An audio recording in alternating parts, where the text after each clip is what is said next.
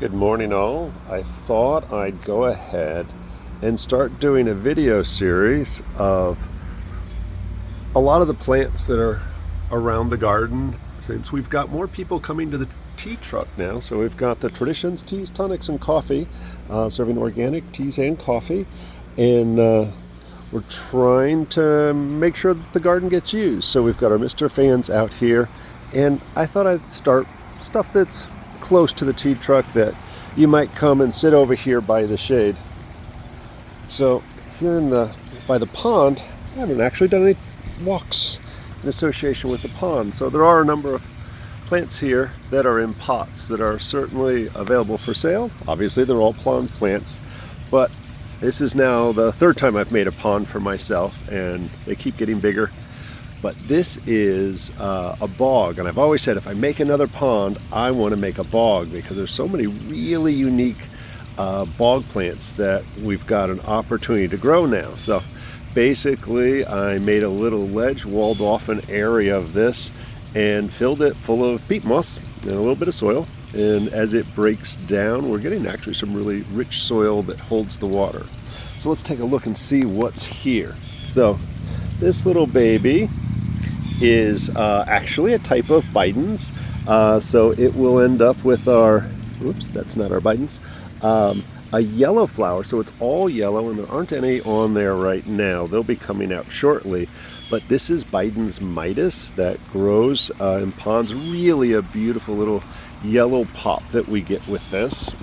And this one is a polygonum. This is what I learned as smartweed, and basically I'll tell a little story. David Winston was visiting here a while back, and we went for an herb walk in Boyd Hill, and you can see these tiny little white flowers at the end, but there's little knots here wherever the leaf node is, so you can actually feel this bump as you run across it. So he goes, "Oh, look at that. Do you know that plant?" I was like, "No, I don't know that one."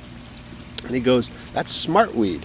So I went and reached down off the boardwalk. I grabbed up a little smartweed and started chewing on it. I was like, "What's it good for?" I'm ready to learn from, somebody who I have a great deal of respect for. And he goes, "Oh, you'll know." And tuning into my inner voice and all of that. And I go, "Wow, it's really hot and spicy." And he stares at me for another minute or so, and he goes, "Smarts, doesn't it?" So, although there is a use of smartweed, this polygonum, but it is a great teaching tool. It grows very well. It grows everywhere. But learning your polygonums is having these little bumps or knots at each one of the lymph nodes. So most of your polygonums also have the name knotweed. So there's a nice little clump here that I keep weeding down. So this little three-pronged vine that's growing, and you can see it's really starting to grow prolifically. There's two little patches of it. There's the other one growing up there. This is groundnut, Apios americana, and I feel like I just learned this one. I'd seen it on a couple of walks with other herbalists, and I'd never found it on my own. About 10 years ago, I found a patch of it in a place that I wanted to harvest. And whenever I find this one, I grab it. It used to be one of the major exports in the Americas before we had things like tobacco and all the other interesting things that we grow here. This grew along all the riverbanks through much of the U.S. And it's this string of maybe large marble size sweet potato-like plants that are absolutely amazing.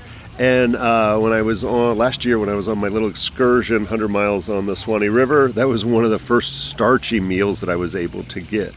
So Apios americana, and this isn't here all the time, but let's see if we can find it. So this is Chunka Piedra, or stone breaker, stone crusher, and there's more than one variety. So you'll notice the leaves are a little bit closer together, and they're only up about half the year.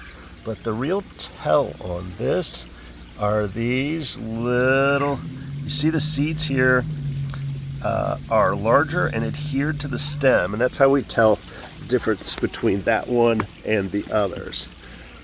This is a little peppermint that I grew here, and so somebody gave it to me from Home Depot, and so it has our classic square stem, opposite and alternating leaves. Let's see if we can find that.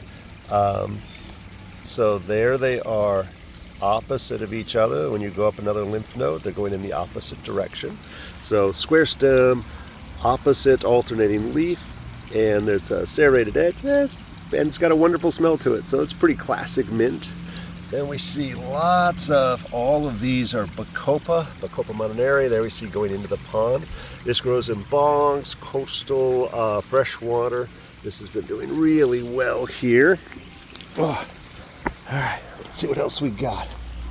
Oh, this is one of my favorites, and I'm gonna show this one because it's got a little bit of a flowers growing on it. So this is a type of sorus. So this is lizard tail, and usually this is a little whiter, but the flowers have already come and gone on these. It is scented, so these are growing in the bog right on the edge. They're really all over the pond. They're growing prolifically, and this was used as a anesthesia, antimicrobial, topically and internally, so you can give that a rub. It's funny, this is a genus that only has 2 species in it, so it's kind of unique and does grow wild here. And this is a very young marshmallow, and so this I'm hoping does really well because marshmallows grow in the marsh. It is one of our premier mallows and is particularly good for the lungs and large intestine. I expect this to get fairly large, and then this looks a lot like it, but this is on a vine rather than a single plant. And so this is ground ivy or creeping Charlie, which is really good for phlegm, particularly in the upper body, and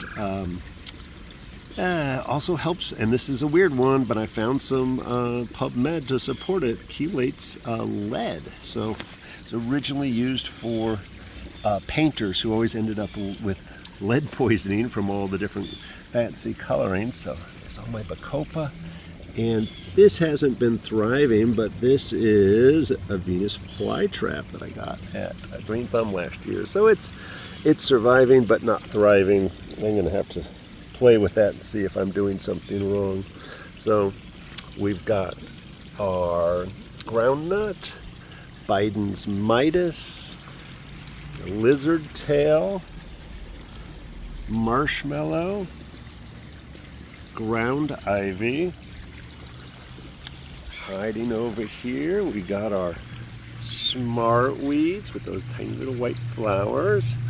We've got, there's some peppermint, and there's a little bit of our Chancapietra. Oh, I didn't say Chancapietra is antimicrobial, particularly good for below the belly button, but specific for kidney stones. So, and you'll have to tune in for the next video.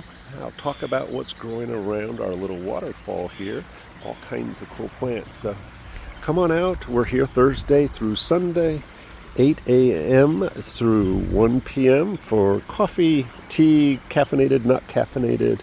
Come sit and enjoy the garden, enjoy the, ooh, that's a sycamore tree. Enjoy the free Wi-Fi. Come explore the plants and all the medicine that's out here. This is 6340 Central Avenue in St. Petersburg, Florida. Traditions School of Herbal Studies, Acupuncture and Herbal Therapies, and Traditions Teas, Tonics, and Coffee. Hanging out at the marsh.